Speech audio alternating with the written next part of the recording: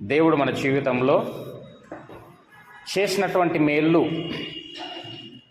కలగజేసినటువంటి ఈవులు, నడిపించినటువంటి విధానం, ఆశీర్వదించినటువంటి విధానం ఎన్నో. ఇన్ని అని మనము చెప్పలేము. దేవునికి స్తోత్రం, హల్లెలూయా. అడగక మునిపే మన జీవితాల్లో ఏం చేస్తున్నాడు దేవుడు?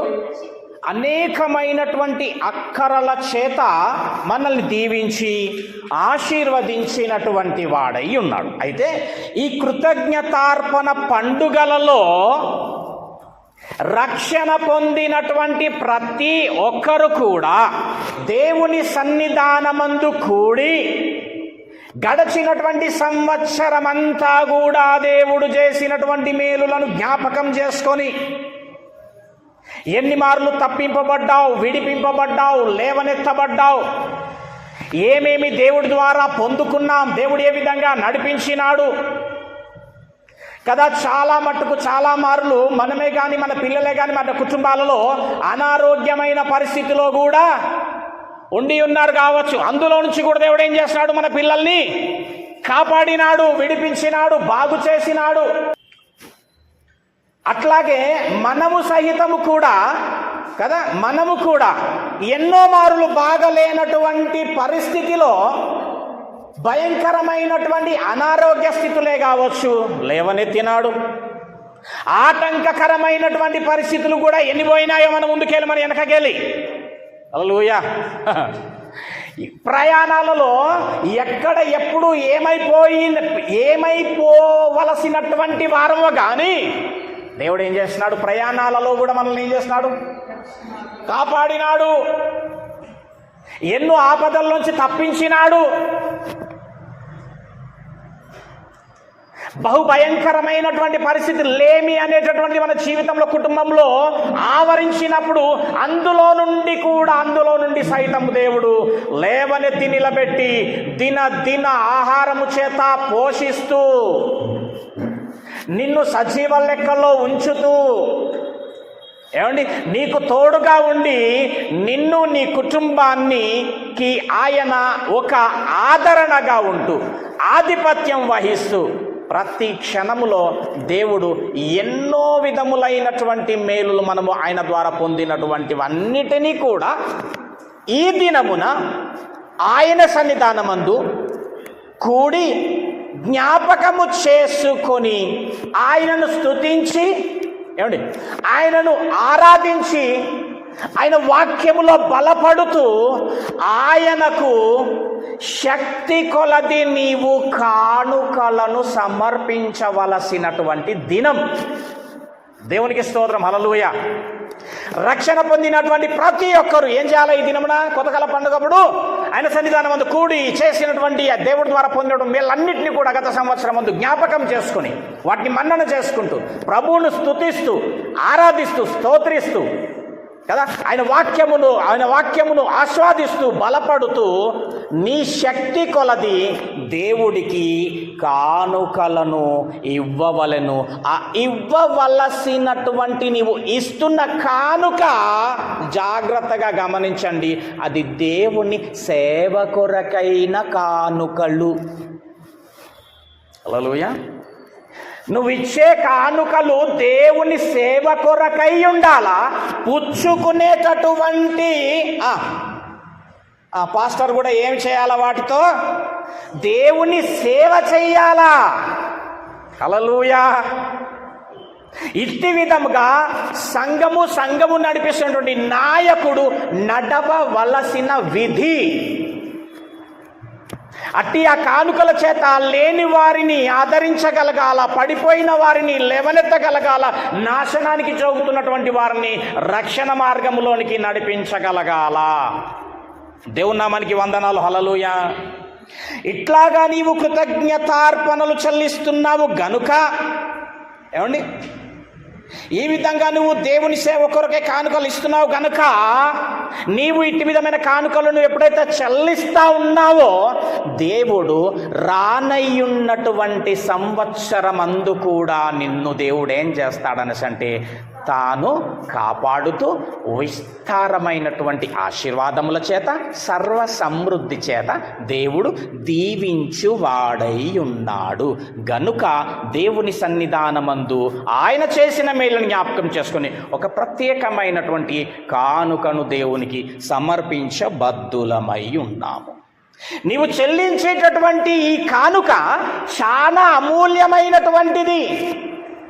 ఎందుకు అమూల్యమైనటువంటిది ఆ కానుక అంటే, నువ్వు విత్తేటటువంటి ఆ కానుక దేవుని పొలములో ఒక విత్తనమట.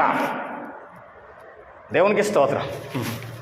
నువ్వు ఇచ్చేటటువంటి కానుక ఏంటంట, దేవుని సేవ కొరకై ఇచ్చేటటువంటి కానుక దేవుని పొలములో ఒక విత్తనం.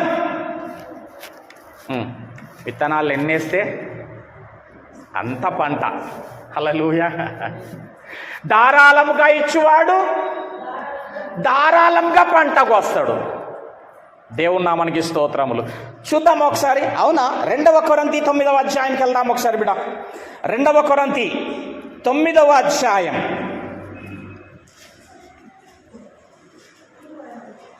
ఈ విధంగా దేవుడు ఇచ్చినటువంటి శారీరక, మానసిక, ఆధ్యాత్మిక ఆశీర్వాదములను బట్టి ఆయన సన్నిధిలో ఒక ప్రత్యేకమైనటువంటి కానుకలను ప్రతి ఒక్కరం కూడా సమర్పింపవలసినటువంటి వారమై ఉన్నాం. నిజమేనా? శారీరక అంటే ఏంది? మంచి ఆరోగ్యమును బట్టి, దేవుడిచ్చిన మంచి బలమును బట్టి, శక్తిని బట్టి, ఆరోగ్యమును బట్టి. ఆ మానసికమైనటువంటి ఎన్ని ఒత్తిళ్లు కలిగినప్పటికీ దేవుడు అందులో నుండి సైతము విడిపించి చక్కటి మానసికమైన స్థితిని కలుగజేసి, ఆధ్యాత్మికమైనటువంటి అంటే ఇట్టి విధంగా దేవుని యొక్క వాక్యము చేత, ఆత్మ సంబంధితమైనటువంటి మాటల చేత, ఆత్మ ద్వారా చక్కటి నడిపింపును కలగజేసిన ఇట్టి విధానములన్నిటినీ కూడా జ్ఞాపకము చేసుకొనవలెను. చేసుకుంటూ దేవునికి ఒక ప్రత్యేకమైన కానుకలను ఇచ్చేటటువంటి వారంగా ఉండాలా. ఆ కానుక చాలా ప్రత్యేకమైంది. ఈ దినమున ఇచ్చే కానుక ఎట్లాంటిదంట? చాలా ప్రత్యేకమైంది, చాలా అమూల్యమైనటువంటిది. ఎందుకు? నీవు ఇచ్చే కానుక దేవుని పొలములో ఒక విత్తనం. చూద్దాం 9వ అధ్యాయం 6వ వచనం చదవండి ఒకసారి. కొంచెముగా విత్తేటటువంటి వాడు కొంచెంగా పంట కోస్తాడు. నోట్ దిస్ పాయింట్ విశ్వాసి. సమృద్ధిగా విత్తువాడు సమృద్ధిగా పంట కోయును. దేవునికి స్తోత్రం. హల్లెలూయా. ఏమండి,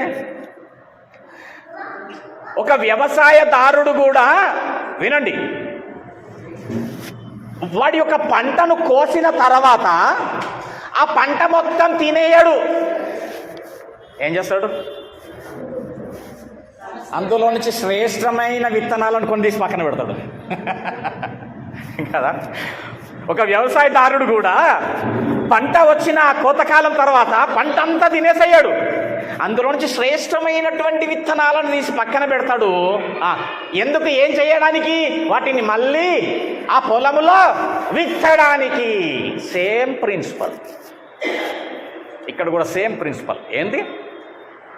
సంవత్సరాంతరము చేసినటువంటి, నడిపించినటువంటి దేవుని యొక్క ఆశీర్వాదములను మనము కూడా జ్ఞాపకము చేసుకొని దేవుని పొలములో విత్తేటటువంటి వారమై ఉండాల. నువ్వు ఇచ్చేటటువంటి ఆ కానుక దేవుని సేవ కొరకు రక్షణ పొందినటువంటి నీవు సర్వమానవాళి రక్షణార్థమై ఆ సేవలో నువ్వు పాలి భాగస్థురాలవుగా ఉండి దేవుని రాజ్య విస్తరణలో నీ ఒక దానవుగా, నీ ఒక వాడవుగా ఉండాల. దేవునికి స్తోత్రం. హల్లెలూయా. లూకా సువార్త 8వ అధ్యాయం.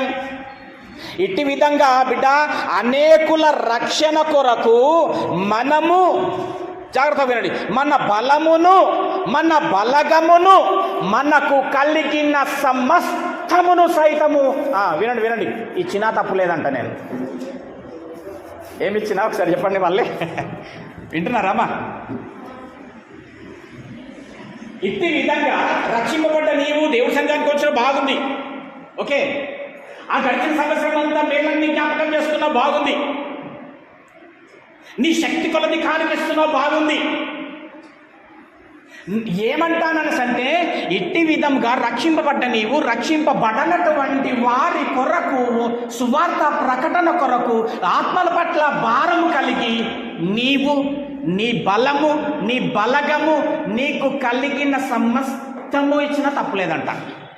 మా చిగునవాయి గారు ఏదో శక్తి కొలదంటే అక్కడ దాకా బాగుండే కానీ సమస్తమేందండి బాబు. హల్లెలూయా. చూద్దాం, అట్లా ఇచ్చిండ్రు ఎవరైనా సమస్తం? అసలు సమస్తము ఇచ్చేసిర్రంట. లూకా సువార్త 8వ అధ్యాయం 2వ వచనం ఒకసారి చూద్దాం. అక్కడ ఉన్నదే వింటున్నారా మీరు, లేని బోధ వింటున్నారో ఆయన ఏమండి? అందుకే మీకు ఒక మంచి క్లారిటీ కూడా ఇస్తాను నేను. 8వ అధ్యాయం 2వ వచనం, లూకా సువార్త 8వ అధ్యాయం 2వ వచనము. దేవుని సేవ కొరకు, దేవుని సువార్త ప్రకటన కొరకు, దేవుని రాజ్య విస్తరణ కొరకు మళ్ళీ వినండి, నీవు నీ బలము నీ కలిగిన సమస్తము సహితము ఇచ్చినా తప్పు లేదండి. దేవునికి స్తోత్రం. 2వ అధ్యాయం 2వ వచనం, 12 మంది శిష్యులను అపవిత్రాత్మలను వ్యాధులను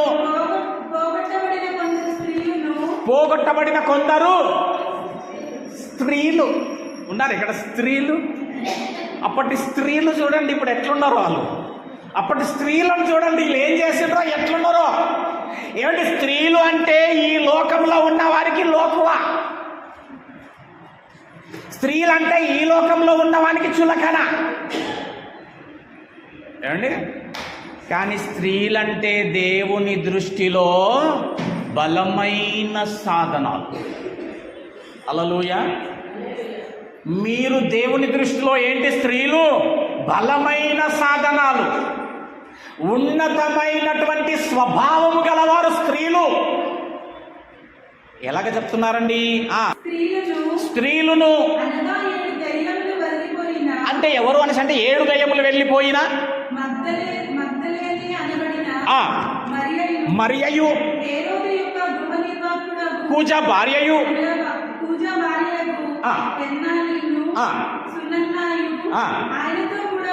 ఆయనతో అంటే యేసు ప్రభువుల వారితో కూడా ఉండిరి, యేసు ప్రభు అయిన శిష్యులతో కూడా ఉండిరి. వీరు ఏమి చేస్తుండిరి? యేసు ప్రభుల వారు ఏం చేస్తుండిరి?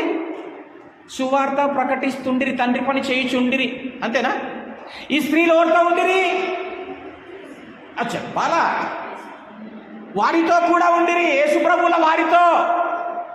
మీరెవరితో ఉంటున్నారో? హల్లెలూయా. వేటితో ఉంటున్నారు? వీరేమో వారితో ఉండిరి, ఉండేం చేస్తున్నారు? వీరును ఇతర అనేకులను. బ్యాచ్ ఉందంట, పెద్ద బ్యాచ్. అప్పుడు ఒక బ్యాచ్ తయారైపోయింది. తమకు కలిగిన ఆస్తి. ఏమండి? తమకు కలిగిన ఆస్తితో ఆ సేవ చేస్తున్న యేసు ప్రభుల వారికి, ఆ శిష్యులకి, వారికి ఉపచారం చేస్తూ వచ్చారంట. దీనితో ఆస్తితో. ఎప్పటాస్తో? పాపం. ఎవరిచ్చిన ఆస్తులో? తల్లిదండ్రులు ఇచ్చిన ఆస్తులు ఉండొచ్చు అందులో, వాళ్ళ పితరులు ఇచ్చిన ఆస్తి ఉండొచ్చు అందులో, స్థిరాస్తులు కావచ్చు, చరాస్తులు కావచ్చు. ఆస్తిని పెట్టి వాళ్ళకు ఉపచారం చేసినారంట. దేవునికి స్తోత్రం. హల్లెలూయా. అందుకే అన్న, నీవు నీ బలమే కాదు, నీ కలిగిన సమస్తం సైతము దేవుని సేవా నిమిత్తం ఇచ్చినా తప్పు లేదు. దీవెననే. హల్లెలూయా. ఎక్కడెక్కడ పరిచారం చేసినారండి వీళ్ళు? 1వ వచనం. ఎక్కడెక్కడ ఉపచారం చేసినారండి? దేవుని రాజ్య సువార్తను తెలుపుచు ప్రకటించచ్చు. ఎక్కడెక్కడనంట? ప్రతి పట్టణం. విశాఖపట్నం వీళ్ళే మీటింగ్ స్పాన్సర్స్, హైదరాబాద్ పట్టణం వీళ్ళే స్పాన్సర్స్, విజయవాడ పట్టణం వీళ్ళే, మెదక్ పట్టణం వీళ్ళే. ఎవరు? ఆ స్త్రీలు. ఇన్ని చోట్ల ఎట్లా పెట్టగలిగినారని ఆస్తులు నమ్మేసిర్రు, ఆస్తి పెట్టేసిర్రు. దేవునికి స్తోత్రం, హల్లెలూయా. ప్రతి పట్టణం మాత్రమే కాదు, ఆ పట్టణములో ఇంకా ప్రతి గ్రామాల్లో కూడా వెళ్ళే సంచారం చేయించుండగా వారితో వీళ్ళుండి ఆస్తులను పెట్టి వారికి ప్రచారం చేస్తూ వచ్చిన. దేవుని నామానికి వందనాలు, హల్లెలూయా. ఆస్తి పెట్టాలని వీళ్ళకి ఎలాగనిపించింది? ఆస్తిని ఇవ్వాలని ఎట్లా తెలిసిందండి అసలు వీళ్ళకి అని చూస్తే మత్తయి సువార్తలో అంటే ఒక యవనస్తుడు వచ్చిందంట, ప్రభా నేను పరలోక రాజ్యంలో వాళ్ళు ఏం చేయాలి అంటే ఏమన్నాడంట, ఇవన్నీ ఆజ్ఞలు పాటించబెట్టాలని ఆజ్ఞలు చెప్తానంట. సండే స్కూల్ నుంచి ప్రభువా అన్నీ చేస్తూనే ఉన్నా, ఇంకేమైనా కొదువా? ఓహో అట్లా వచ్చినావా బిడ్డ అనుకున్నాడు. ఏమండి అసలు యవనస్తుడు ఎందుకు వచ్చిందంటే అందరి మధ్యన కనపరచుకోవడానికి వచ్చిండు. నేను నీతిమంతుణ్ణి అని చెప్పుకోవడానికి వచ్చింది అసలు సంగతి. కానీ దేవుడి దగ్గర నాకు కుదరదు. ఏం చెప్పినాడంట, నీ ఆస్తి నమ్మి బీదలకి నన్ను వెంబడించు. వినండి, ఈ స్త్రీలు ఆ సువార్తను విన్నాళ్ళు. అప్పుడు వీరు అనుకున్నారంట, ఓహో యేసును వెంబడించాలా మనం అంటే ఏం చేయాలా? ఆస్తిని సహితము పెట్టబద్దులమై ఉండాలనమాట. ఏమంటావు అని పక్కమని అడిగి తామని ఓకే అన్నదంట. నువ్వంటే డన్ అన్నదంట, నువ్వంటే నడవండి అని చెప్పేసి బ్యాక్ సరే పేరు. సువార్త సేవ ప్రకటన విషయంలో బహుబలముగా వాడబడినటువంటి వాళ్ళు ఉన్న లిస్టు స్త్రీలు.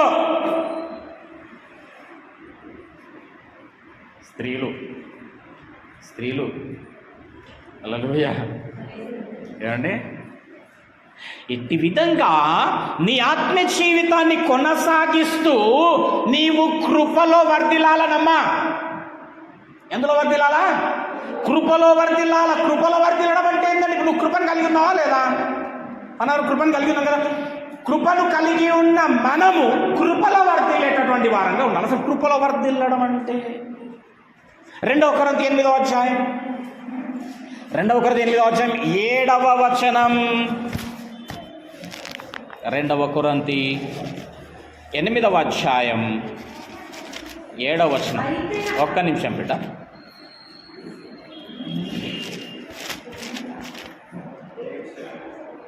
ఏడవ అధ్యాయం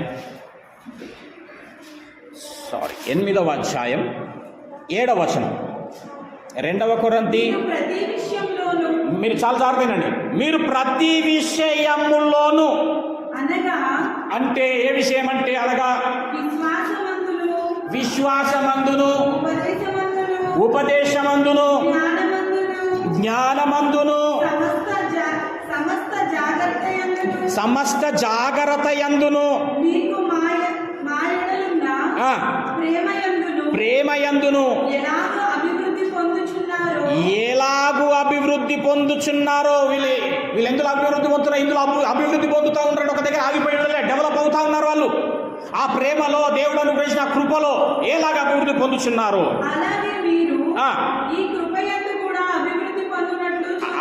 అది ఈరోజు నువ్వు ఏం నేర్చుకోవాలా ఈ యొక్క కోతకాలం దినమున అంటే, కృపలో నువ్వు వర్ధిల్లేలాగా చూసుకోవాలా.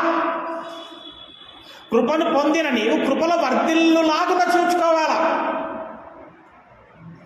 ఎలాగనండి అంటే, ఈ వాక్య సారాంశము ఎవరి గురించి, దేని గురించి అంటే, మాసిదోనియా సంఘము యెరూషలేముకు దేవుని కానుకలిచ్చిందండి. మాసిదోనియా సంఘం. ఈరోజు నువ్వు తెలుసుకోవాలా, మాసిదోనియా సంఘం గురించి తెలుసుకోవాలి.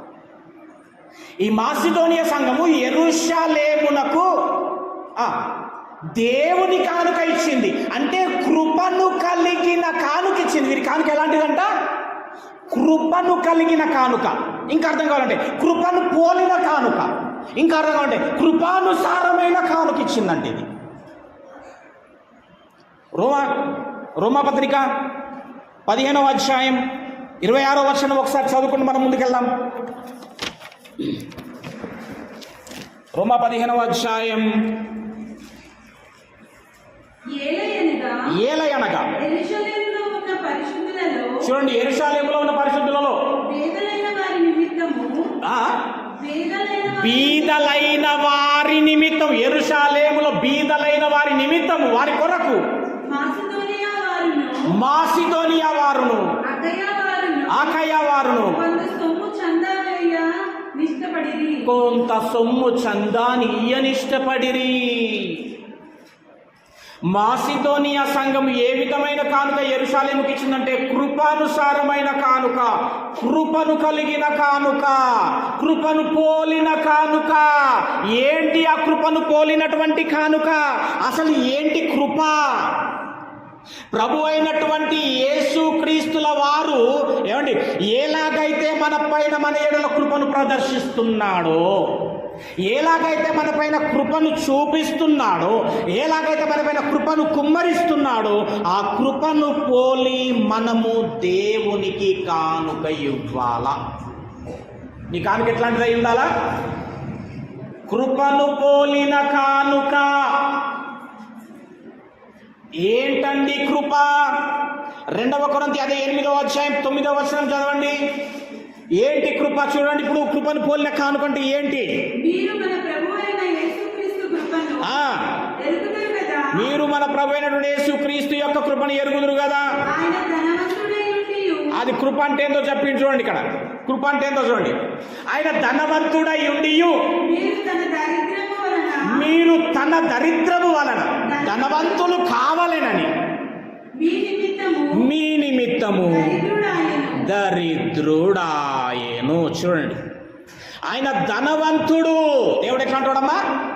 ధనవంతుడు, ఐశ్వర్యవంతుడు, మహాగణుడు, పరలోక రాజ్య వారసుడు, సర్వసృష్టి ఆయనదై ఉన్నది. అట్టి ఆయన ధనవంతుడైన దేవుడు మనము ధనవంతులు కావడానికి మన కొరకు దరిద్రుడైనాడు. అది కృప. దేవునికి స్తోత్రం, హల్లెలూయా. అంటే కృప అంటే ఏంటి అనేసి అంటే ఒకరి కోసము సమస్తమును కోల్పోవడం కృప.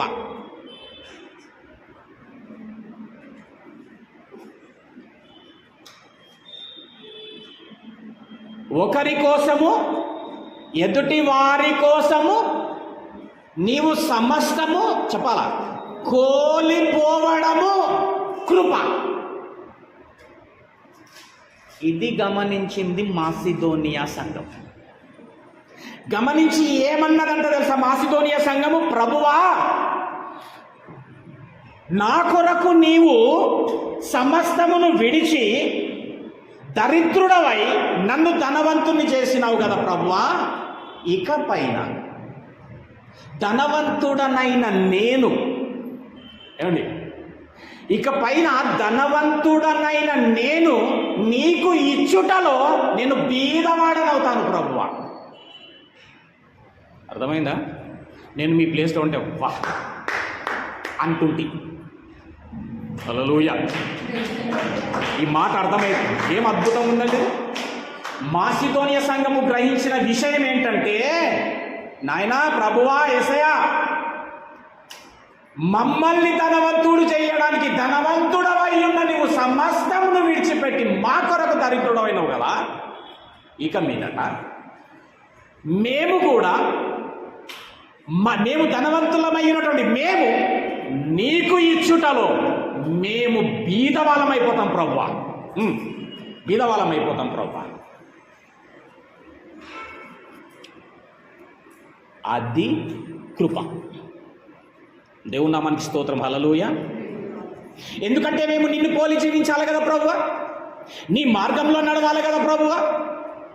కాబట్టి నిన్ను ధనవంతులను చేస్తాం ప్రభువా. ఇప్పుడు మేము నీకు ఇచ్చుటలో మేము దరిద్రులమైపోతాం, మేము బీదవాళ్ళమైపోతాం.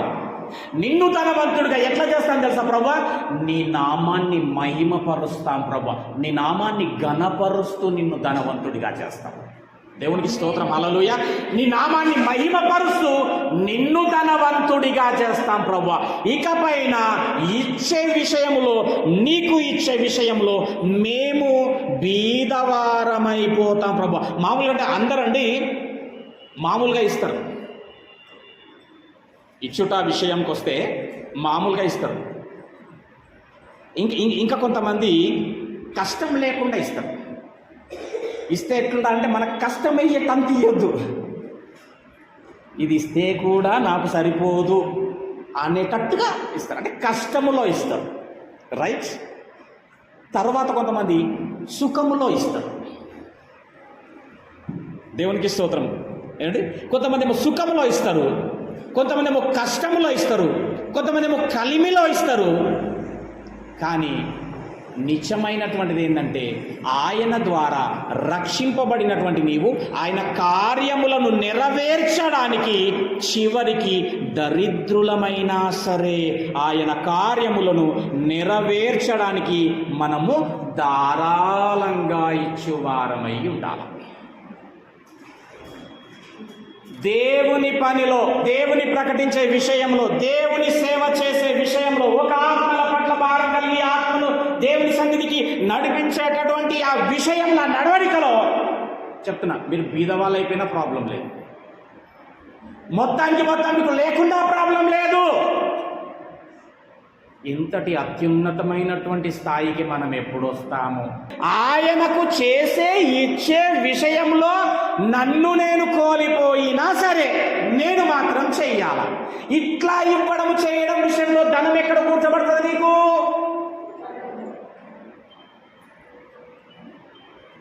కదా, ఇక్కడ ధనం ఉంటే ఏమవుతుందని చెప్పింది వాక్యము.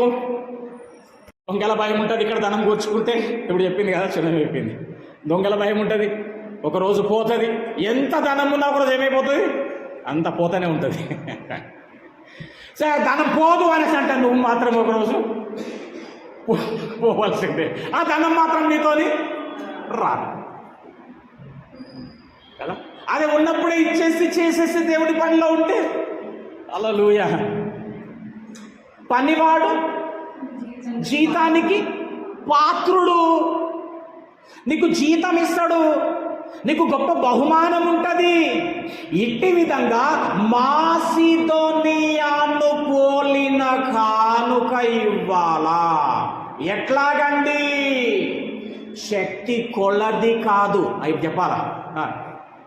ఎట్లా ఇవ్వాలా? శక్తిని మించి. దేవునికి స్తోత్రం, హల్లెలూయా. ధారాళంగా ఇవ్వాలా. ఉన్నదంతా బాగా చెప్తున్నారు అయ్య గారు, ఉన్నదంతా ఇవ్వాలా. అట్లా కనుక నీవిస్తే దేవుడు ఏం చేస్తాడో తెలుసా? 2 కొరింథీ 9వ అధ్యాయం. ఏమండి, నువ్వు ఒకవేళ ధారాళంగా ఇస్తే, నీకు ఉన్నదంతా ఇస్తే, నీ శక్తికి మించి గనక నీవిస్తే, ఏమండి, నిన్ను దేవుడు పేదవాడిగానే వదిలేస్తాడనుకున్నావా? లేదు, వదలడట్లా ఆయన. నువ్వు ధారాళంగా ఇచ్చేస్తే, ఉన్నదంతా ఇచ్చేస్తే, ఏమండి, నీ శక్తికి మించి ఇస్తే నా దేవుడు నిన్ను వదిలేస్తాడనుకున్నావా? అట్లాగే లేదు. ఏం చేస్తాడండి మరి? 9వ అధ్యాయం 8వ వచనం. అట్టి విధంగా ఇచ్చేవాడిగా గనక, ఇచ్చేదానుగా గనక నువ్వు రేపు నిలబడితే నా దేవుడు నిన్నేం చేస్తాడో చూడండి. ఇది నూతన సంవత్సరములోనికి అడుగు పెట్టేటటువంటి నీ కుటుంబానికి ఒక దీవెన. నూతన ఆశీర్వాదముల చేత మన తండ్రి మనలను దీవించ ఇష్టపడి ఉన్నాడు. పిల్లల్ని ఏం చేస్తాం? పిల్లలకి ఎలా చేస్తాం కదా, వాళ్ళు అడిగేదానికంటే కదా, వాళ్ళు ఊహించేదానికంటే కూడా తక్కువ ఇస్తామా? ఎక్కువ ఇస్తాం. నా దేవుడికి కూడా నువ్వు ఒకవేళ ఈ యొక్క పండగ దినమున, ఈ కృతజ్ఞతార్పణల దినమున తెలుసుకొని ఇట్టి విధంగా ధారాళముగా ఉన్నదంతా ఎవరెవరి మనసులో ఏమేమి వచ్చేస్తున్నాయో ఉన్నదంతరా నాయన ఇస్తే గనక నా దేవుడు ఏం చేస్తాడు చూడండి. ఇప్పుడు 9వ అధ్యాయం 8వ వచనం, మరియు అన్నిటి యందు ఎల్లప్పుడూ మీలో మీరు సర్వ సమృద్ధి గలవారై ప్రతి కార్యము చేయుటకు మీ ఎడల సమస్త విధములైన, నోట్ దిస్ పాయింట్, సమస్త విధములైన కృపను. ఆమేన్, హల్లెలూయా. నీవు గనక మాసిదోనియా సంఘము వలె ఇచ్చేటటువంటి వాడవై దానవై ఉంటే నా దేవుడు ఏం చేస్తానని చెప్తున్నాడంటే సమస్త విధములైనటువంటి కృపను నేను నీ అందరిని విస్తరింపజేస్తాను. మీకు సమస్త విధములైనటువంటి దేవుని కృప విస్తరించునుగాక. ఒకటి చెప్తున్నా, ఆశీర్వాదాలు ఊరికేనైతే రావండి. కొన్ని పరిచర్యలలో కేవలం ఆశీర్వాదాలే విడుదల చేస్తూ ఉంటారు. కుదరదు. ఏం చేస్తే ఆశీర్వాదాలు చెప్పాలా, చేస్తేనే వస్తాయని కూడా చెప్పి పంపించేశాం. హల్లెలూయా. ఏం చేస్తే వస్తాయని ద్వితీయోపదేశకాండం 28వ అధ్యాయం 1వ వచనం. ఊరికైనా రావు ఆశీర్వాదాలు, కేవలం వింటేనే రావు ఆశీర్వాదాలు. క్రియ ఉండాలా, పని ఉండాలా. నీ పనిని బట్టి, నీ కష్టమును బట్టి దేవుడు నీకు ప్రతిఫలం అనుగ్రహిస్తాడు తప్ప కేవలం నువ్వు వినేసేసి ఒక వాగ్దానం తీసుకొనేసి దాన్ని పోస్టర్గా పెట్టేసుకొని ప్రభువా థ్యాంక్ యూ లార్డ్, కుదరదు, అట్లా రాదు. ఏం చేస్తే ఆశీర్వాదాలమ్మా? మొదటి వచనం ద్వితీయోపదేశకాండం 28వ అధ్యాయం అమ్మా, ద్వితీయోపదేశకాండం 28వ అధ్యాయం. ఇదే నాకు కన్ఫ్యూజ్ చేయకండి.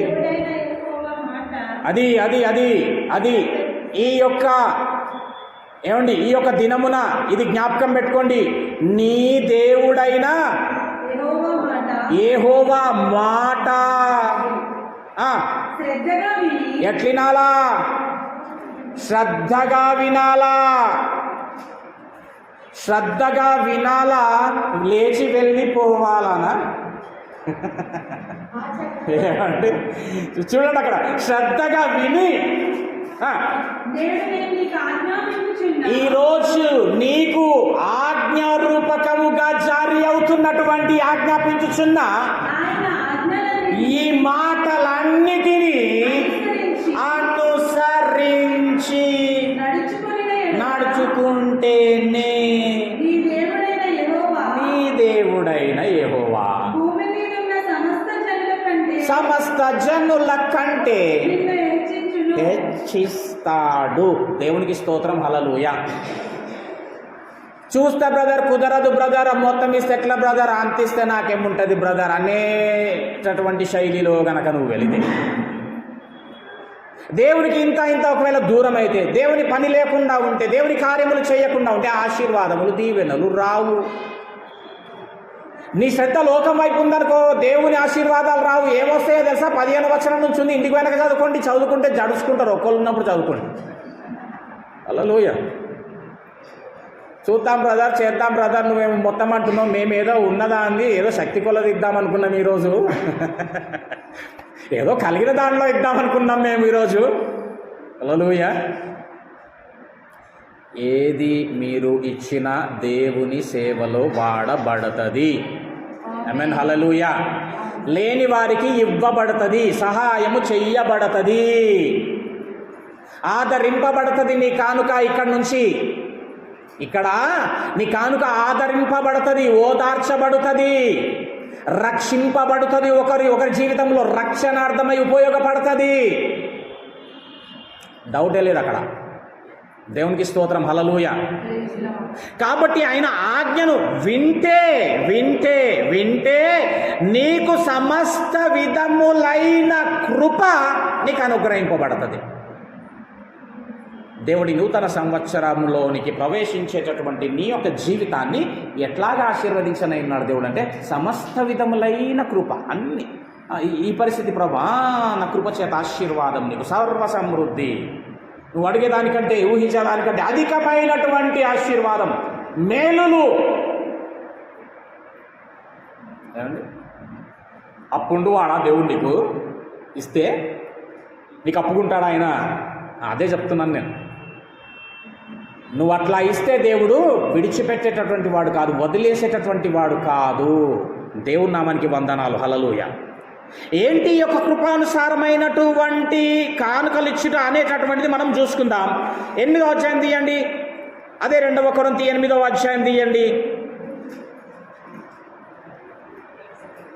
ఆ మాసిదోనియా సంఘము ఆ కృపానుసారమైనటువంటి కానుకలలో 3 అద్భుతమైనటువంటి సత్యములను గ్రహించింది, గమనించింది, నేర్చుకున్నదండి. 1వది చూద్దాం. ఏంటి అనసంటే, ఎప్పుడు ఇచ్చింది ఏది కృపానుసారమైన కానుక అంటే, ఆ మాసిదోనియా సంఘము బహుభయంకరమైన శ్రమలలో ఉన్నప్పటికీ ఆ శ్రమలలో కూడా కానుకలు ఇచ్చింది. మాసిదోనియా సంఘము ఎప్పుడు ఇచ్చింది కానుక? మనం ఎప్పుడు ఇస్తాం? సంతోషంలో ఏమైనా జరగాలి. గృహ కొడుకులు ఎప్పుడు పెట్టుకుంటాం? Thanksgiving. ఏం జరిగిందండి? ఉద్యోగం వచ్చింది బ్రదర్, అందుకే ప్రార్థన పెట్టినాం, లేకపోతే పెట్టుకోం brother. Hallelujah. Thanksgiving brother. ఎందుకమ్మా? ఏం లేదు, ఒక శుభకార్యం అదే సెట్ అయింది, అందుకే పెట్టుకున్నాం, లేకపోతే పెట్టుకోం బ్రదరు. ఏమన్నా జరుగుతాయి కదా బ్రదర్ పెట్టుకోవాల్సింది. ఏదైనా శుభకార్యం అయితే కదా బ్రదర్ థ్యాంక్స్ గివింగ్ అని పెట్టుకోవాలా? కానీ థ్యాంక్స్ గివింగ్ ఎప్పుడు పెట్టుకోవాలి తెలుసా? ఎప్పుడు పడితే అప్పుడు పెట్టుకోవచ్చు. ప్రతిదినము నువ్వు థ్యాంక్స్ గివింగ్ చెప్తానే ఉండాలి ఆయనకి. హల్లెలూయా కదా. ప్రతిదినము దేవుడికి థ్యాంక్స్ గివింగ్ ఇస్తానే ఉండాలి. ప్రభువా కాపాడినందుకు, సజీవ లెక్కలో ఉంచినావు, నా లోపల ఒక చెడు క్రియ ఉంది, అయినా నన్ను సజీవ లెక్కలో ఉంచినావు ప్రభువా, నేను మార్చుకుంటా, నన్ను కనికరించినావు, కృప చూపించినావు, నాకు సమస్తం కలగజేసినావు, నీకు వందనాలు ప్రభువా. ఈ మాసిదోనియా సంఘము శ్రమలలో సైతము దేవునికి కానుకలిచ్చింది. చూడండి ఒకసారి 2వ వచనం 8వ అధ్యాయం 2వ వచనం చూద్దాం. ఏలయనగా వారు మాసిదోనియా వారు ఏమండి బహుశ్రమల వలన అమ్మా, బహుశ్రమలలో వీళ్ళు ఏం కాబట్టారంట? పరీక్షింపబడ్డారంట. అత్యధికముగా. అబ్బా, ఎందులో సంతోషించారు? శ్రమలలో. ఏం చేసిరు మీరు? చెప్పాలా? మీరు ఇబ్బంది అయితే ఎందుకు బ్రదర్ ఇట్లా అవుతుంది, ఎందుకు బ్రదర్ నాకే ఎందుకు ఇట్లా అవుతుంది బ్రదర్, రోజు ప్రార్థన కూడా చేసుకుంటాం బ్రదర్, హల్లెలూయా, నాకే ఎందుకు బ్రదర్? దేవునికి స్తోత్రం. అన్ని విషయములలో నువ్వు దేవునికి కృతజ్ఞతాస్తుతులు చెల్లించాలా. వీరు ఏం కాబట్టారంటే శ్రమలలో వీరు పరీక్షింపబడ్డారు. ఈ శ్రమలలో కూడా నా బిడ్డలు ఇస్తారా లేదా చూడాలా. శ్రమ పెడతా, ఎందుకంటే నా బిడ్డలకి ఏం అలవాటు అంటే థ్యాంక్స్ గివింగే అలవాటు. వాగైతేనే కానుక, శుభకార్యం జరిగితేనే కానుక. ఇప్పుడు ఇలాంటి శ్రమ వస్తుంది కదా, ఈ శ్రమలలో చూద్దాం ఇస్తారా లేదా, నా సేవలో ఉంటారా లేదా. దేవుని నామమున ఆయన కూడా యేసు ఎక్కడి నుంచి నేర్చుకున్నారండి తెలుసా వీళ్ళు? శ్రమలో కూడా ఇవ్వాలా అనేటటువంటి కాన్సెప్ట్ని యేసు ద్వారా నేర్చుకున్నారు. యేసు ప్రభు ద్వారా నేర్చుకున్నారు. మాసిదోనియా సంఘము యేసుక్రీస్తు ద్వారా శ్రమలలో కూడా ఇవ్వాలా అనేటటువంటిది నేర్చుకున్నారండి కదా. యేసు ప్రభు కూడా భయంకరమైనటువంటి శ్రమలలో తనకు తాను ఏం చేసుకున్నాడు? మన కొరకు అర్పించుకున్నాడు కదా, ఇచ్చేసినాడు కదా. కరెక్టేనా? భయంకరమైన శ్రమ. ఆ శ్రమలలో కూడా యేసుప్రభు ఏం చేసిండు? మన కొరకు తన ప్రాణమును సైతము ఇచ్చేసిండు. ఇప్పుడు మాసిదోనియా సంఘం ఏం నేర్చుకుంది? శ్రమలలో కూడా యేసుని గూర్చి ఇవ్వాలా. దేవునికి స్తోత్రం. ఏమండి, చాలామంది ఏమనుకుంటారంటే దేవుడు ఏం చేసిండని ఇవ్వాలా అనుకునేటటువంటి వారు కూడా ఉన్నారండి చాలామంది. దేవుడు ఏం చేసిండని, దేవుడు ఈ విధంగా చేసిండు నాకు, లేకపోతే దేవుడు ఆ విధంగా చేసి ఏం చేసిండని నేను దేవునికి ఎట్లా ఇవ్వాలా, నా పరిస్థితి, నా బతుకంతా ఈ విధంగా ఉంది, నాకేముందని ఇవ్వాలి, అసలు దేవుడు నాకేం చేసిందని ఇవ్వాలని అసలు ఇవ్వడమే మానేసేస్తారు. ఇవ్వడం పక్కన పెట్టండి, అసలు మందిరానికి కూడా పోరు, ప్రార్థన కూడా చేసుకోరు, వాక్యం సైతము వదిలేస్తారు. అవునా? ఆ విధమైన ఆలోచనలు ఎక్కడి నుండి వస్తాయంటే అపవాది నుండి వస్తాయి. ఏం చేసిందని ఇస్తావు, ఏముందని ఇస్తావు, ఉన్నదంతా ఇస్తే ఏంటి పరిస్థితి? హల్లెలూయా. ఇట్టి విధంగా శ్రమలలో అపవాదేమో శోధిస్తుంటాడు, ఈయననేమో చెప్పాలా పరీక్షిస్తుంటాడు.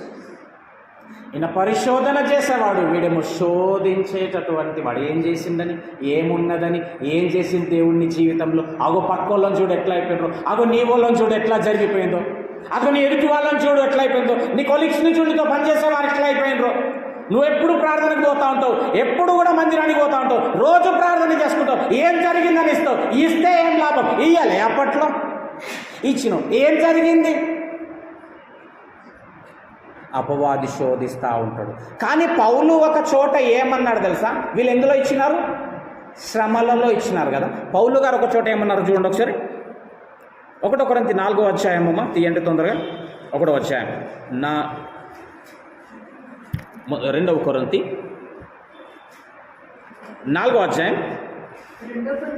2 కొరింథీ 4వ అధ్యాయం 18వ వచనం చూడండి ఒకసారి.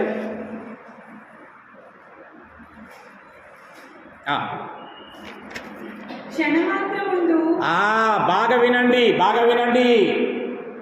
శ్రమలొస్తే కృంగిపోకండి, శ్రమలొస్తే కుమిలిపోకండి, శ్రమలొస్తే భయపడకండి. ఈ మాట జ్ఞాపకం చేసుకోండి. శ్రమ వస్తే ఈ మాటను జ్ఞాపకం చేసుకోండి. ఏం మాట? పౌలు గారు అంటున్నారు ఏమంట? క్షణమాత్రముండు ఈ చులకని శ్రమనంట. చాలు చాలు, శ్రమని ఏమన్నాడు కావాలి నాకు ఇక్కడ. ఏమన్నా శ్రమని? చులకని శ్రమ. శ్రమ ఎట్లాంటిదంట? చులకనిదంట. పౌలు గారికి ఏం శ్రమ? భయంకరమైనటువంటి శ్రమల గుండా వెళ్ళినాడు పౌలు గారు. మొన్న చెప్పినాను వీళ్ళకి సబ్జెక్ట్. భయంకరమైనటువంటి శ్రమ. ఏ క్రైస్తవుడు పొందినటువంటి భయంకరమైన శ్రమలు పొందినటువంటి వాడు పౌలు గారు. ఆయన శ్రమలను ఏమంటున్నాడంటే ఇవి చులకని శ్రమ అంటున్నాడు. అయితే శ్రమలను ఒక దగ్గర మీటింగ్ పెట్టుకున్నాయంట. మీటింగ్ పెట్టుకొని ఏమనుకున్నాయంట? మన ఊసరంగి దగ్గరకు వచ్చినాం రా మనం అనుకున్నాయంట. ఎందుకంటే ఏమంటుంది ఈయన మనల్ని? చులకని శ్రమలు అంటుంది. ఇంత శ్రమ పెడితే ఈయన మనల్ని ఎంత లైట్ తీసుకున్నాడు. మన భాషలో ఆ మాట్లాడుకునేంట ఇజ్జత్ తీసేసిండు మనది. అసలు పోయి బేకారు చేసి ఈయన దగ్గరకు అనుకున్నాయంట. బిడ్డ, శ్రమ అనేది చులకనిది క్రైస్తవుడికి. దేవునికి స్తోత్రం, హల్లెలూయా. క్రైస్తవుడికి శ్రమ అనేది ఏంది? చులకని శ్రమ. దేనికి నీ పైన అధికారము, ఆధిపత్యము లేదు. కాబట్టి శ్రమలలో సైతం నువ్వేం జ్ఞాపకం చేసుకోవాలా? ప్రభువా, నాకు ఇచ్చినటువంటి జీవమును బట్టి నీకు వందనాలు, నాకు ఇచ్చిన ఈ జీవితాన్ని బట్టి నీకు వందనాలు, ప్రాముఖ్యంగా నాకు ఇచ్చిన ఈ ఉచితమైన రక్షణను బట్టి నీకు వందనాలు ప్రభువా అని దేవుని ఏం చేస్తున్నాలా? నాకు ఇచ్చిన సమాధానాన్ని బట్టి, శాంతిని బట్టి, ఆరోగ్యముని బట్టి నీకు వందనాలు ప్రభువా అనగలగాల. లేకపోతే ఆ సాతాను ఏం చేస్తాడంటే శోధనలో పడేస్తాడు. ఇంకోటి ఏంటంటే, ఒక శ్రమ వచ్చిందనుకో, దేవుడు చేసిన 99 కార్యాలు గుర్తురావు కానీ అని చెప్పాలి, ఒక్కటే గుర్తొస్తుంది చూడు. కాదు, నాకేం చేసింది బాగా అర్థం చేసుకోండి. దేవుడు చేసిన 99 గుర్తురావండి, ఒక్కటి గుర్తొస్తుంది.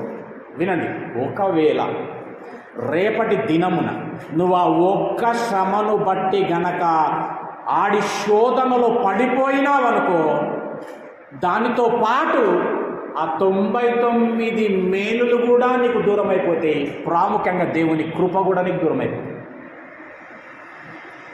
ఓ మాట అంటారు, ఉన్నది వాయే అన్నట్టు అయిపోతుంది.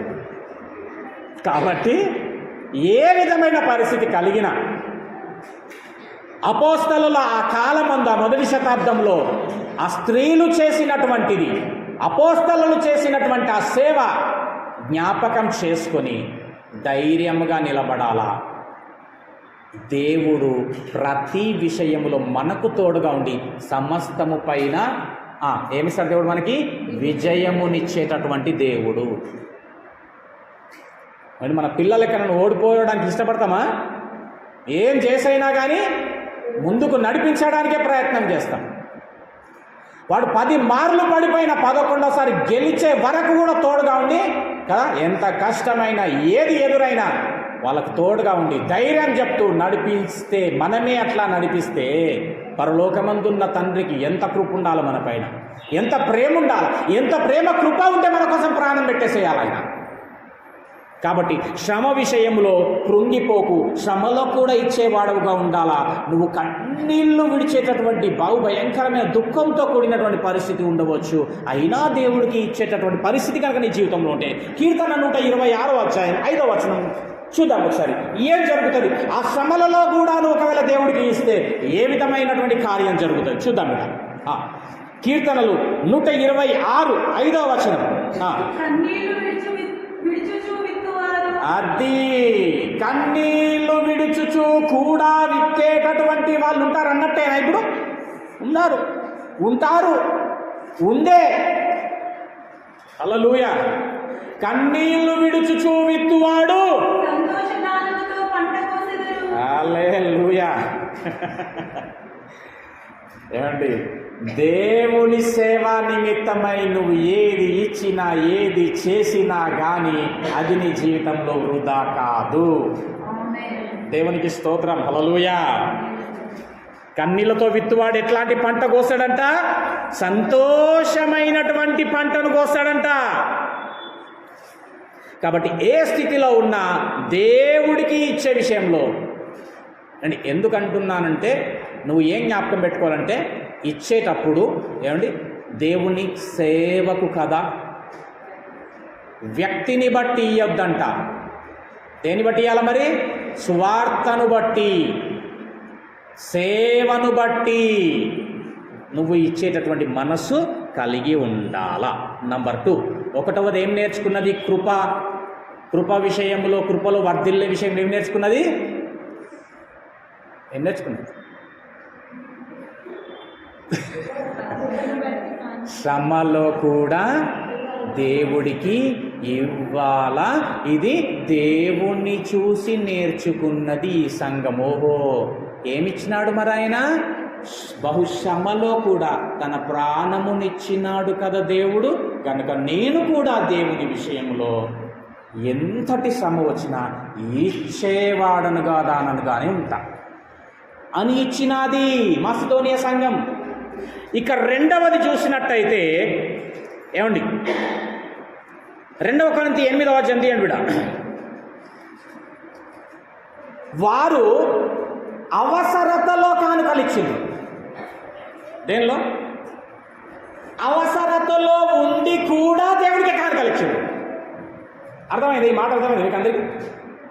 వీళ్ళకి యాక్చువల్గా అవసరత ఉంది, దాంతో వారికి ఉన్నటువంటి ఆ ధనముతో ఏమండి వీళ్ళ అవసరతనే ఉంది, అయినా కానీ ఏం చేసిండ్రు అనేసి అంటే అవసరత ఉండి కూడా ఆ అవసరతలో ఏం చేసిండ్రుగా అది తీసుకెళ్ళి దేవునికి కానుక ఇచ్చిందంట.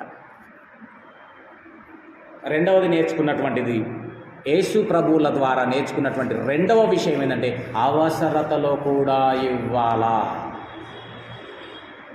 చూడండి 2వ వచనం చదవండి, 8వ అధ్యాయము. వారు బహుశ్రమల వలన పరీక్షింపబడగా అత్యధికముగా సంతోషించిరి. ఎవరంటండి వీళ్ళు? ఉన్నదా? నిరుపేదలండి వాళ్ళు, వాళ్ళకే లేదు. ఆ ఉన్న దాంట్లో అవసరం ఉంది, అయినా కానీ అవసరతలో కూడా ఇవ్వాలా అనేది ఎక్కడి నుండి నేర్చుకున్నారంటే క్రీస్తు నుండి నేర్చుకున్నారు. మనం ఎప్పుడు ఇస్తాము? ఫస్ట్ నా అవసరత, తర్వాత మిగిలితే అది కూడా చూద్దాం. వీళ్ళు అవసరతలో కానుకలు ఇచ్చినారంట. దేవుడు చెప్పినటువంటి మాట కొలసీలకు రాసిన పత్రిక 3:2 పైనున్న వాటి మీదనే కానీ భూ సంబంధమైన వాటి మీద మనస్సు పెట్టుకొనకూడి. అంటే వారి అవసరతలు పక్కన పెట్టి ఎదుటివాని అవసరత ఎప్పుడైతే తీరుస్తాడో అది కృప. కృప అంటే ఏంది? రెండోది, నీ అవసరతను సహితము పక్కన పెట్టి ఎదుటివాడి అవసరత ఎప్పుడైతే తీరుస్తావో అది కృప. అప్పుడు నీవు కృపలో వర్ధిల్లుతున్నావని అర్థం. కృపానుసారమైన కానుక ఇచ్చుట, కృపానుసారమైన కృపను పోలినటువంటి జీవితం అంటారు దాన్ని. అదిగో కృపలో వర్ధిల్లడము. దేవునికి స్తోత్రములు, హల్లెలూయా. ఫిలిప్పు 2:4 ఏముందో తెలుసా? ఫిలిప్పు 2:4 ఫిలిప్పు 2:4 ఫిలిప్పు 2:4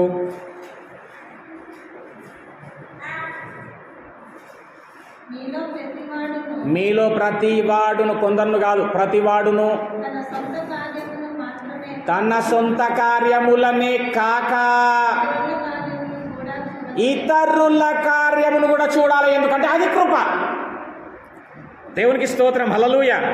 అండి, ఎవరికైనా అత్యున్నతమైనటువంటి అవసరత ఏదో తెలుసా? వారి ప్రాణము చాలా అవసరమైనది. ఏ మనుషునికైనా చాలా విలువైనటువంటి అవసరతమైనటువంటిది ఏంటి అంటే ప్రాణం. దేవుడు ఏం చేసినాడు? ఆ ప్రాణమును కూడా దేవుడు సమర్పించేశాడు. అవసరత, తన అవసరత కాదని మన కొరకు, మనకు జీవమునివ్వడానికి తన జీవమును, తన ప్రాణమును పెట్టినటువంటి వాడు. అది కృప. అది గమనించింది, గ్రహించింది మాసిదోనియ సంఘము. దాన్ని పోలే, ఆ కృపను పోలే నడిచింది, కృపను పోలే ఇచ్చింది, కృపానుసారంగానే నడిచింది. దేవునికి వందనాలు, స్తోత్రములు, హల్లెలూయా. ఏమండి, ఇట్టి విధమైనటువంటి ఎదుగుదల క్రైస్తవ్యంలో ఎప్పుడొస్తుందో. దేవునికి స్తోత్రం, హల్లెలూయా. దేవుని నమ్మినాం, ఎందుకు నాకు ఇట్లా జరుగుతుంది, ఎందుకు నాకు అట్లా జరుగుతుంది, అదే ఇట్లా జరగద్దు కదా, ఎందుకు ఈ శ్రమ, ఎందుకు ఈ ఇబ్బంది, దేవుని నమ్మితే ఇట్లా కావద్దు కదా అనుకుంటారు చాలామంది. దేవుని నమ్మిన ప్రతి బిడ్డ వెళ్ళవలసినటువంటి మార్గమే అదండి. శ్రమ, ఇబ్బంది, ఇరుకు, అవమానం, నింద, దూషణ, వెలివేత్త. దేవుని నమ్మిన జీవితాలు వెళ్ళవలసినటువంటి మార్గము అలాంటిదే. దేవుని నమ్ముకోండి, అంతా మంచి అయిపోతుంది కాదు. హల్లెలూయా. దేవుని నమ్ముకోండి, ఎన్నో ఎదురైతాయి, అయినా దేవుడి పైన కనుక నువ్వు ఆధారపడితే అటన్నిటి నుండి సైతం దేవుడు నడిపించగలడు. ఈ లోకంలో మీకు అయిపోయింది, అదెందుకు జ్ఞాపకం రాదు? దేవుడు ఆల్రెడీ చెప్పినాడు కదా, లోకంలో మీకు శ్రమ కలుగునని. ఎలాంటి మార్గంలో నిలుచుకోవాలి మనము? మరి ఎందుకు గుర్తు రాదు? అరే, ఇరుకు మార్గం, నాకు ఇరుకులు, ఇబ్బందులు, ఇక్కట్టు, ఇందుకేనా అంటే నేను దేవుని బిడ్డగా ముద్రింపబడ్డానన్నమాట. ఇందు నిమిత్తమై ప్రభువానికి స్తోత్రాన్ని ఎందుకు చెప్పలేకపోతా ఉన్నాం? విత్తబడిన వాక్యము దుష్టుడు వచ్చి కరెక్ట్ నీకు ఆ సమయంలో అవసరమైన తీసుకొని వెళ్ళిపోతుంది. ఏంటి కదా జ్ఞాపకం, అది ఒకటే కనబడుతుంది. ఎందుకు ఇట్లా అవుతుంది? ఇట్లా కావద్దు కదా. ఏమండి, అట్టి విధంగా దేవునికి వీరు ఏ విధమైనటువంటి వారై ఉన్నారు అంటే కృపలో వర్ధిల్లేటటువంటి వారై ఉన్నారు. మూడవది ఏమి నేర్చుకున్నారని అంటే ఈ సంఘము వారి సామర్థ్యము కంటే ఎక్కువగా ప్రభువుకు ఇచ్చినటువంటి వారై ఉన్నారు. అది కృపానుసారమైనటువంటి కానుక. వారి సామర్థ్యము కంటే ఎక్కువ ఇవ్వాలని యేసుక్రీస్తు ద్వారా నేర్చుకున్నారు. ఎక్కడ నుండి సామర్థ్యత కంటే ఎక్కడ యేసు ప్రభువుల వారు ఎక్కువ ఇచ్చినారు? గెత్సెమనే తోటలో సామర్థ్యత లేదు. అవునా? ఏం ప్రార్థన చేసినాడంటే, ప్రభువా ఈ గిన్నె సామర్థ్యత లేదు ఆయనకి, ఇంకా ప్రజల కొరకు అర్పించడానికి సామర్థ్యత కోల్పోయి చేసిన ప్రార్థననే ఏంటంటే, ప్రభువా ఈ గిన్నె నా యొద్ద నుంచి తీసేయి ప్రభువా, కానీ నీ చిత్తం నెరవేరాలి ప్రభువా, నీ చిత్త ప్రకారమే జరగదు. సామర్థ్యము కోల్పోయినా ఎప్పుడైతే దేవుడిని తండ్రిని ఆయన ప్రార్థించినాడో తను కోల్పోయిన సామర్థ్యత కంటే ఎక్కువ శక్తిని యేసుక్రీస్తు వారు పొందుకున్నాడు. హల్లెలూయా. కాబట్టి సామర్థ్యత నీకు లేకున్నా కానీ ప్రభువు నిమిత్తమై గనక నువ్వు ఒకవేళ ముందుకు వెళ్ళేటటువంటి వాడవై దానివై గనక ఉంటే, ప్రభువు పైన గనక నీవు ఆధారపడి ఉంటే, దానికి మించిన బలమును దేవుడు నీకు నీ కుటుంబానికి దయచేస్తాడు. హల్లెలూయా. అవసరతలో కూడా ఇచ్చినటువంటి వారు, ప్రభా నేను ఎక్కడి నుండి ఏం చేయాలని అంటే ఎట్టకేలకైతే నా ప్రభు యొక్క అవసరత కొరకు ఇవ్వాల, నా ప్రభు యొక్క అవసరత కోసం చేయాలి. ఏం అవసరం ప్రభువుకి? ఆత్మల రక్షణ కాదంటారా? ప్రభుకి ఏం కావాలా? ప్రతి ఒక్కరు కూడా రక్షింపబడాలి. కాబట్టి అవసరతలో నేను ఇచ్చేస్తూ నా దేవుడి అవసరత తీర్చాలి. ఎందుకంటే అవసరమైన ప్రాణమును దేవుడు నా కొరకు అర్పించినాడు. సామర్థ్యం లేకుండాను దేవుడికి నన్ను, ఎందుకంటే సామర్థ్యత కోల్పోయి కూడా నా ప్రభు నా కొరకు ప్రాణం పెట్టినాడు. కాబట్టి నేను దానికి మించినటువంటిది దేవుడికి నేను ఇవ్వగలగాల. దేవుడి నామానికి స్తోత్రం. హల్లెలూయా. ఏమండి, చివరిగా మత్తయి సువార్త 16వ అధ్యాయం.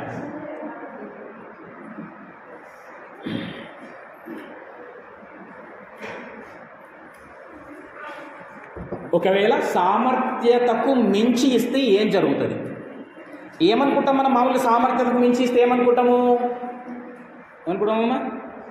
ఇంకేముంటుంది నా దగ్గర, నాకే లేదు ఇంకేమి ఇవ్వాలా?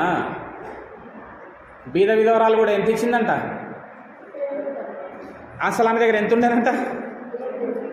2 కాసులు. ఎంత ఇచ్చేసింది అంటే ఎలాంటి కానుక అది? కృపానుసారమైన కానుక, కృపను పోలిన కానుక, రైట్? సామర్థ్యతకు మించిన కానుక. ఈమెకే అవసరం, అది అవసరతకు మించిన కానుక. హల్లెలూయా. అట్లా సామర్థ్యతకు మించి గనక నువ్వు ముందుకెళ్తే ఏమవుతుంది? 16వ అధ్యాయం 25వ వచనం చివరిగా, లేదు కాదు అబ్బో నాకే అవసరము, నేనేమి ఇయ్యాలో నాకే లేదు, ఉన్న దాంట్లో మొత్తం ఊడ్చిచ్చేస్తే నాకేముంటుందని అనుకుంటే కనుక తన ప్రాణమును ఎవరైతే రక్షించగొనగోరు చూస్తారో దాన్ని పోగొట్టుకొను. నా నిమిత్తము సామర్థ్యతకు మించి, అవసరతకు మించి, శక్తికి మించి గనక ఇస్తే దాన్ని మరల 100 దక్కించుకుంటారు. దేవుని నామానికి స్తోత్రం. హల్లెలూయా. ఏమండి, ఒకటోది యేసుక్రీస్తుని చూసి ఎలాంటి కానుక ఇవ్వాలి, ఎప్పుడెప్పుడు ఇవ్వాలనుకున్నారు? నంబర్ 1 శ్రమలలో కదా. రెండవది వారి అవసరతలో రెండవది. మూడవది సామర్థ్యతకు మించి, శక్తికి మించి. దేవునికి స్తోత్రం. అప్పుడు దేవుడు ఏం చేస్తాడంట? సర్వసమృద్ధి. సమస్త విషయములో ఆయన కృప ఏమవుతుందంట? నీ విషయంలో విస్తరింపబడుతుంది. సర్వసమృద్ధి. అడిగిన వాటికంటే, నువ్వు ఊహించే దానికంటే అత్యధికమైన దీవెనలు, ఆశీర్వాదములు దేవుడు అప్పుడు ఇస్తాడు. 23వ తారీఖు మెదక్లో మీటింగ్ అనుకుంటున్నా. చెప్పేసిండ్రా 23 అని. హల్లెలూయా. 23వ తారీఖు సాటర్డే మెదక్లో మీటింగ్ అనుకుంటున్నా. 23 ఊరికి అనుకుంటున్నా అంతే. వాక్యం అయితే అర్థమైంది కదా. దేవునికి స్తోత్రం. ఎట్లా పెట్టినాడు నిన్ను దేవుడు? అయ్యా ఎట్లా పెట్టిండు? చెప్పాలా? అయ్యా అంటూ పెట్టిండా? చెప్పాలా మరి? చెప్పాలా? ఇచ్చువారిగా. హల్లెలూయా. ఎట్లా పెట్టిండు? తలగా, ఉన్నతమైన స్థితి. కాబట్టి ఈ కోతకాల దినమున నీవు నేర్చుకొనవలసిన ప్రాముఖ్యమైన పాఠములివి. ఇది గుర్తుపెట్టుకోండి. ఎంతమంది రాసుకున్నారో నాకు తెలియదు, కానీ రాసుకున్న వాళ్ళకు ఫోన్ చేసుకొని ఫస్ట్ పాయింట్ ఏంటి, సెకండ్ పాయింట్ ఏంటి రాసుకోండి. రీమన్ అయితే రాసుకుంటుంది కన్ఫర్మ్. ఇంకో అమ్మ కూడా పట్టింది పెన్ను. వేసేసిన అందులో టెక్నాలజీని యూజ్ చేస్తున్నాం అన్నమాట. ఫోన్లో వేసేసింది మొత్తం. హల్లెలూయా. దేవునికి స్తోత్రం. అట్లా ఉపయోగించవచ్చు ఫోన్లను. అట్లు ఉపయోగించాలి దేవుని కొరకు. మీ దగ్గర ఏదున్నా ఎట్లా దేని కొరకు వాడబడాలా? అదే నిజంగా కూడా తన ఫోన్ దేవుడి కొరకే వాడబడుతుంది. నేను ఎన్నిసార్లు ఫోన్ చేసినా లేకపోవడం. పొద్దుగాల ఇష్యూ అడిగితే దేవునికి స్తోత్రాలు. అట్లాగా ప్రియమైనటువంటి వారలారా, ఈ కోతకాల దినమున ఇట్టి విధమైనటువంటి విధంగా మీరు ఇప్పుడే కాదు ఎప్పుడూ మీరు అట్టి విధమైనటువంటి కానుకలు ఇచ్చేటటువంటి వాళ్ళంగా ఉండాలా.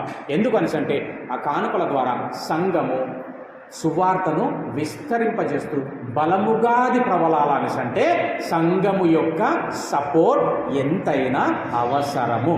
అపోస్తల కార్యం 5వ అధ్యాయంలో కూడా ఏమున్నది? అపోస్తలందరూ వారి కలిగినవన్నీ కూడా అమ్మి ఆ వెల తెచ్చి అపోస్తలుల పాదముల చెంత పోసిరి. దేవునికి స్తోత్రం. ఏమండి? అననీయ సభ్యుల మాత్రం ఏం చేసిర్రంట? అమ్మిండ్రంట.